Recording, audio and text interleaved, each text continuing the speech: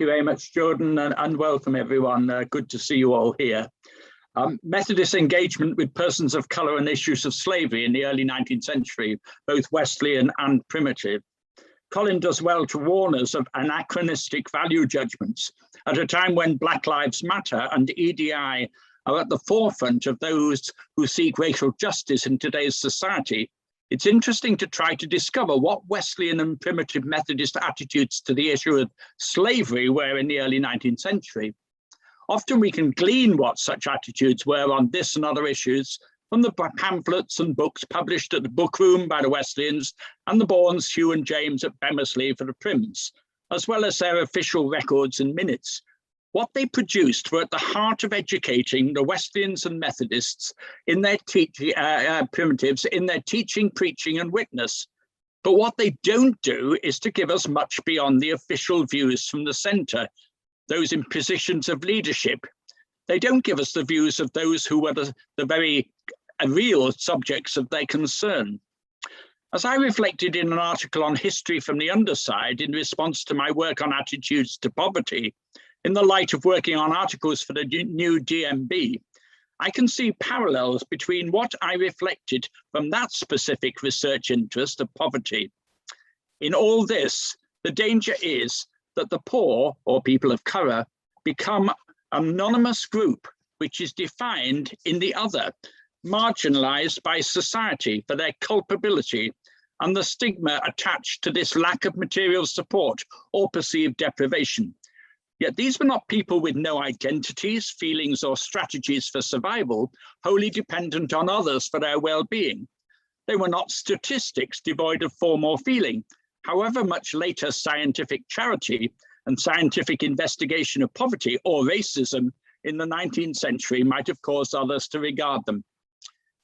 Chin is right to remind us that we need to hear the stories of voices of the poor, as David Olusoga has done with the Black presence in Britain, and to see them for the considerable contribution they made to their communities.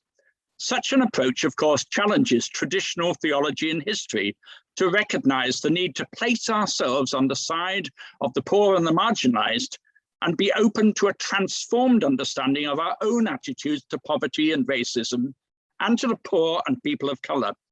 And that calls for texts to be reconstructed as we recognise what has in the past been written from the perspective of those in power by well-meaning Christians, exercising what Herzog calls diachronic paternalism. Our historical meta-narratives as Christians regarding poverty and racism would have us understand that charity and benevolence have always existed as an obligation upon the rich to help the poor, those in power to help the powerless, through handouts to those in need. A one-way street in which there is little reciprocity and no concept of the transformative grace experienced by John Wesley in his theological praxis. In discovering who the poor and marginalized are and how Methodists have engaged with such persons, we need to be open to the possibility that our own selves and attitudes to poverty and racism become exposed and our limitations revealed as we become aware of our own shortcomings. I'm acutely aware that what I'm attempting today is severely limited by the constraints of both time and resources so far consulted, more so in lockdown, and that more needs to be done. So here I'm offering a methodology rather than an exhaustive survey of the subject. This is just the beginning, as I have not been able to analyse in depth the missionary reports, the official papers with any degree of sophistication, given the subjectivity of those who chose these cases out of thousands to publicise. We can surely agree with David Hempton in his caveat regarding such an approach. Statistics, maps and graphs are indispensable tools for social historians of religion, but we worshippers of the computer terminal need also to recognise our God's limitation. My approach in my studies on poverty has been less analytic or survey-led and more an experiential projection of attitudes and assumptions, mindful of the subjectivity of the sources, in a series of recollected experiences which convey something of the engagement of Methodists with the poor and with persons of colour in this period. I suspect the same is likely to be true of a more in-depth survey of attitudes to race in the early 19th century among Methodists, and that needs a lot more time and study. I want now to focus briefly on an overview of Wesleyan responses to the anti-slavery concerns up to 1832, and then two case studies of Thomas Jackson, the primitive Methodist minister and author of an anti-slavery publication of 1831, and of Zilpha Elaw, a woman and person of colour who was an itinerant preacher in Britain in the 1840s. I hope these cases will open up to us the challenges of further studies, despite the limitations of the sources. So first, Wesleyan attitudes to slavery. David Hempton, in his Methodism, Empire of the Spirit, describes the Moravian and Methodist missions to the Americas and Caribbean as a more benign religious version of the infamous triangular trade of slavery and cotton that fueled the economics of the empire. Methodism's practical Arminianism of a salvation open to all, of whatever race, color, or creed, offered slaves a dignified morality based on freedom of choice as against the ruthless compulsion and ethical corruption of slavery. Yet, as we've already seen, such ideological affinity to anti-slavery did not prevent white resistance to cultural symbiosis, which led to schisms over racial issues and institutional racism amongst the different branches of the Methodisms divided on racial and class lines on both sides of the Atlantic. Ultimately, Methodism made an unhappy peace with its surroundings and opened the way for a tawdry reconciliation between Methodism and the culture of slavery. That's Hempton. The divisions in British Methodism in the 1790s led to a rift between spiritual and social egalitarianism, which drove Wesleyans into a defensiveness characterized by the hostility of Jabez Bunting and others, fearing radical factions fanned by Painite ideas of all forms of Methodistical Luddism. Women's preaching, combinations of workers, and revisalism were amongst the lower classes were indicative of such movements which threatened institutional solidarity. Despite the slave rebellions in the colonies and elsewhere, however, many Wesleyans, including Bunting and Richard Watson, became great advocates of the cause of anti-slavery and abolitionism as it gained ground, particularly in the period after 1820.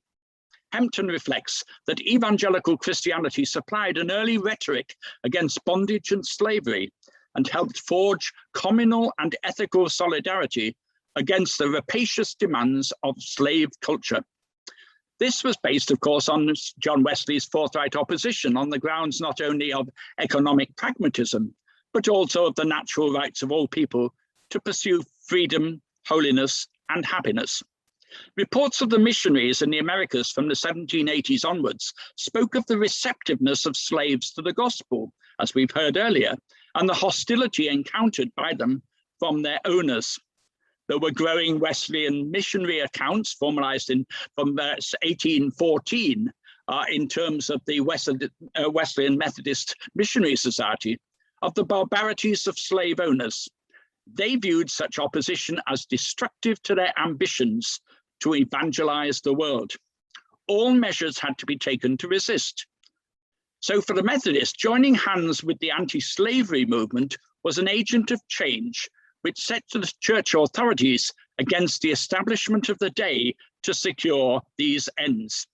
The period 1807 to 1833 witnessed a prolonged battle of Methodists against the so-called West Indies interests, which led Richard Watson, as the leading theologian and mission advocate, to defend the Wesleyans against charges that Methodism taught sedition, disobedience, and rebellion to the slaves. In his memorable sermon on the occasion of Thanksgiving for the Peace in 1814, he argued that it brought the unique opportunity for peace to be extended, quote, in favor of the enslaved Africans, till a system of robbery and murder, so long the reproach of Christendom, shall be eternally and universally abolished, in order to evangelize the world. In the graphic language of accounts of the so-called barbarities of the sounds of the manacle and the lash, Watson drove home the effect of the miseries of an injured portion of our race, note. In his defense of Methodism's stance in his 1821 pamphlet, and in his espousal of the cause of the Anti-Slavery Society from 1824 onwards, he moved from caution to outright opposition because of the repercussions from harsh government measures in Jamaica and elsewhere on the activities of the missionaries. This included the well-publicized destruction of a chapel in Barbados, violence in Demerara, leading to the death of Smith, a missionary stationed there, which was reported by William Shrewsbury and other fellow missionaries. Justifying overt political action in pressing for government legislation to bring an end to slavery led the Wesleyans to suspend what had virtually till then been a no politics rule, a position to which they soon reverted once the victory for the anti-slavery movement had been won. In a talk to the Missionary Society General Meeting in 1830, Watson stated that it is the effect of missionary operations in the civilization and moral improvement of savage men that led to their opposition to colonial slavery. We cannot care, he wrote, for the salvation of the Negro without caring for his emancipation from bondage. This was a spiritual work, a sacred principle for which they must fight with all their might in order that the law which prevented them from offering religious instruction could be overturned. Salvation for the souls. The case that same year of 1830 of Harry Williams, almost flogged to death for being a Methodist and praying to God, spurred on the abolitionist cause within Wesleyanism and brought Watson and Bunting and others to persuade the conference of 1831 to a radical resolution, which helped secure the changes needed. In that year, convinced that Negro slavery is one of the foulest of our national sins, it urged all those Methodists with the vote to secure the election of only those candidates pledged to oppose slavery and bring in legislation to ensure that that was the case, to emancipate slaves in the British colonies. In the ensuing election, such a political shift occurred, with a large number of MPs pledged to vote for abolition. And in Watson's last letter to Thomas Fowell Buxton, one of the leading abolitionists before Watson's untimely death, he commended his work and committed Methodists to support any act through increasing the number of missionaries in the West Indies and in the promotion of education and religious instruction that the Methodists would offer in the march of evangelical advance into new opportunities. Saving souls was a laudable object, but so too was boosting the connectional clout in the mission field by overturning the Anglican establishment's stranglehold on the populations under the colonial yoke. So we moved to Thomas Jackson of Whitby. From the Bemersley Press came in 1831 an important book, only one copy of which seems to have survived in Britain, with us in the Englesea Book Library. Come and visit us when we open up next month. Written by Thomas Jackson of Whitby, its full title is West Indian Slavery Delineated and the British Christian's Duty Explained and Enforced, to which is prefixed an epitome of the slave trade and its abolition. The question which immediately came to me was, why was this printed by the Bournes in 1831? And in what context for the primitives at that time regarding interest and action for the anti-slavery movement? I start with a brief synopsis of the book.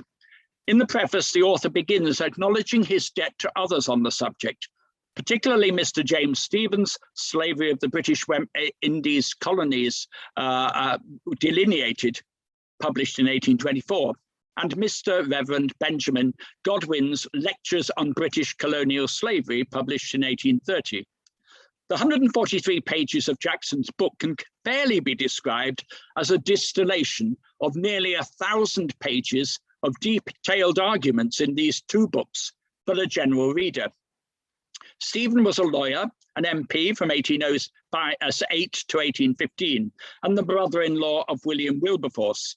He was a leading figure in the pressing for anti-slavery legislation, which led to the passing of the Slave Trade Act of 1807, the first step towards the abolition of slavery in the British colonies in 1833. Godwin was a Baptist minister who was active in Bradford, where he delivered these lectures. He also travelled to York and Scarborough, where it is possible, I think, that Thomas Jackson, then stationed as a primitive Methodist minister in Whitby, itinerant preacher in Whitby that year, heard him and got the inspiration to get the work of Stephen and Godwin better known amongst primitive Methodists, for whom this was clearly, as with the Wesleyans, an important issue at the time. Godwin was active in the abolition movement, which in Yorkshire worked for the return of Henry Brougham as MP for Yorkshire. He supported the cause while MP and then as Lord Chancellor under the Whig administration that forced through the Slavery Abolition Act of 1833. After a short preface, the book is divided into 6 chapters on the African slave trade, the abolition of the slave trade, slavery in the West Indies, the evil consequences of slavery, the abolition of slavery, objections answered, and the duty of an abolitionist. Details of all those chapters, and indeed the book, are to be found in the article I've written for the Englesea Extra in Black History Month, October 2020. The last chapter sets out the duty of an abolitionist to bring legislation to secure the emancipation of all slaves in the British colonies, to abstain from the produce of slave trader labour, that is a boycott of West Indian sugar. That's a positive action point that all Methodists could engage in, and to commit these things to prayer. It concludes, what mean those deep-drawn sighs? Do they not proclaim, am I not a man and a brother, as fellow subjects and objects of the action of Christians in sympathy with their cause? You'll know that Josiah Wedgwood copied the original design by the Society for Effecting the Abolition of the Slave Trade as a cameo in black and white. The inscription, am I not a man and a brother, became the catchphrase of British and American abolitionists, and we have a copy in the Anglesea Book Museum. Thomas Jackson, who was born in Belper in 1798, a nail maker by occupation, to whom Hugh Bourne had written shortly before he became an itinerant preacher on the Nottingham circuit in 1817. Jackson subsequently served in various Northern and Midland circuits before leaving Whitby for Cambridge in 1832, serving until 1834, when, as a result of local disagreement, he joins the Methodist New Connection as a minister, possibly over his rather too political stance, which was too much for some of his primitive Methodist colleagues. The MNC were rather more radical. We find a reference to Thomas Jackson in the 1832 Primitive Methodist Minutes of Conference meetings. He is in a catalogue of books sold by James Bourne, where his West Indian slavery is listed as costing one shilling and 8p. Interestingly, as well as slavery being the topic, he published on 2 editions of a book he wrote with speeches by all the candidates in the election for representatives for Yorkshire in May 1831. They are all listed. So was he actively working in the cause of abolition of slavery? Much more needs to be done on local records and archives on this and Thomas Jackson's subsequent ministry, which was indeed quite checkered, as actually outlined in articles in the Englesea Extra. So my third and last section is on Zilpha Elaw. Zilpha Elaw, whose memoirs of the life, religious experience and ministerial travels and labours was published in London in 1846, proclaims herself an American female of colour. The preface she writes, or question, was it written for her, sets the scene for the perceived misrepresentation of her story and her activities in both America and Britain as a female preacher and woman of colour operating in hostile environments. It has a somewhat contemporary ring about it. Let me read you. Above all, she writes, shun an infidel, obscene or disloyal newspaper press, which is the scavenger of scandal, the harlequin of character, the masquerade of morals, the burlesque of religion, the Proteus of sentiment, the dictionary of licentiousness, the seminary of libertines, and the hotbed of sedition. Remember that you are called to be saints, not politicians and newsmongers. That's something we need to come back to, as this tension between the salvation of all, which placed an emphasis on the spiritual, and the temporal needs of society. The febrile atmosphere of the hostility to both radicalism and religion in the 1840s is evident, but also the ambivalence of Methodists in dipping their toes in the murky waters of political debates when their true quest, some argued, was for holiness rather than the kingdom of God on earth. Zilpha Elaw, brought up a member of the Methodist Episcopal Church of the States, experienced the call to preaching ministry during a camp meeting revival in 1819, where a considerable number of coloured people were gathered. Invited to preach despite, or was it because, of her gender and colour, and encouraged by local ministers, she began to preach and teach and embarked on an itinerant self-supported ministry amongst white and black congregations in New England, New York, and Pennsylvania, and occasionally to the South. She remarks that it was gratifying to many to see a female of colour teaching the coloured children when the white people refused to admit into their seminaries. She was amazed that a poor coloured female, as she called herself, could be a mouth of God. Despite the opposition of her husband and the birth of a daughter, she underwent lengthy and exhausting preaching tours, which caused her sometimes to endure periods of ill health. She first thought of service overseas to England in 1828, but chose instead to go to the southern states, where slavery is established and enforced by law, she wrote, causing her to fear that she would be arrested and sold as a slave. Like the experience of early female primitive Methodist preachers in England, she experienced much success, put down to the novelty of a dark-coloured female stranger. See the recently published book on women preachers and Methodists. The call to ministry in England returned because she believed in the interest of great transatlantic revivals. I wonder if she was aware, therefore, of the work of Lorenzo Dow, who influenced the birth of the primitive Methodist movement through the camp meetings which featured as part of its stimulus. That, and the place of women in the early movement, might have encouraged her to assume a more positive reception was awaiting her here in Britain. She had, of course, encountered such resistance on account of her gender and colour.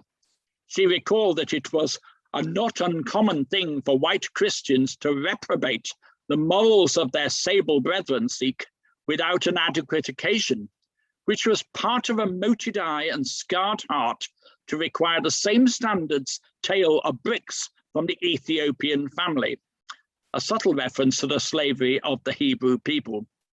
She vigorously defended on biblical grounds the extraordinary directions of the Holy Ghost in reference to female evangelists or oracular sisters, now to be rigidly observed in peculiar circumstances.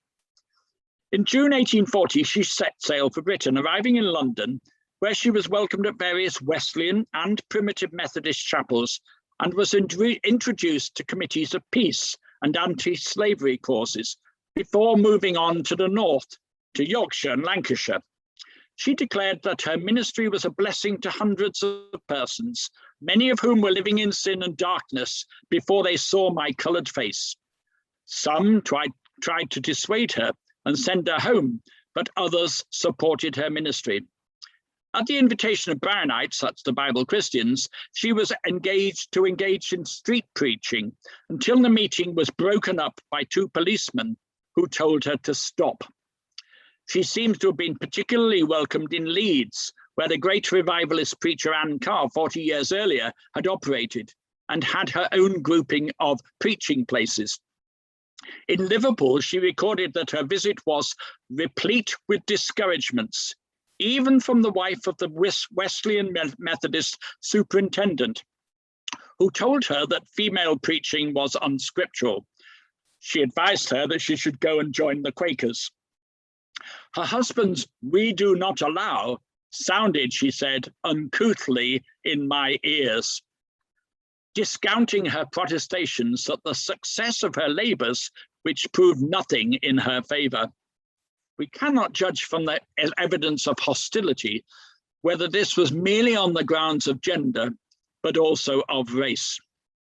So in conclusion, Ryan Hanley, in Beyond Slavery and Abolition, Black British Writing, about 1770 to 1830, looks at 8 authors examining the context and motives for their writing, asking of them whether the published accounts were manipulated by those with whom they collaborated, and what might have been the white influence informing and enforcing the meaning and purpose of the narratives.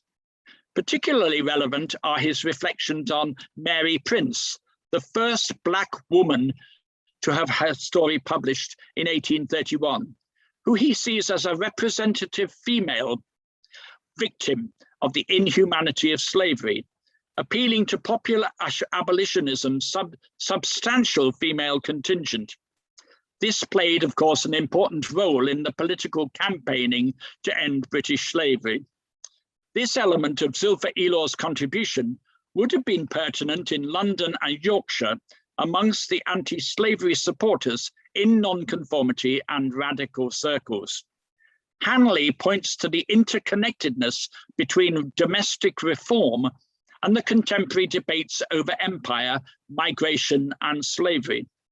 In this, Black writers and preachers may become tools of the agents for change in challenging established norms, as with the nonconformist espousal of anti-slavery, alongside demands for other religious freedoms for themselves, and not merely the opposed and downtrodden in the colonies overseas. More work needs to be done in this and other areas that I've touched on in this paper. So there is this tension, I feel, between the rhetoric that is from the centre and the reality that perhaps existed more on the ground, but much more local history needs to be done in this work in progress. It raises the questions for us: were the primitive Methodists colourblind, going back to the previous paper? And why was there a comparative silence from Wesleyan Methodists after the victory of the Emancipation Act had been won? Thank you very much for your attention at this, the last of the presentations in a long day.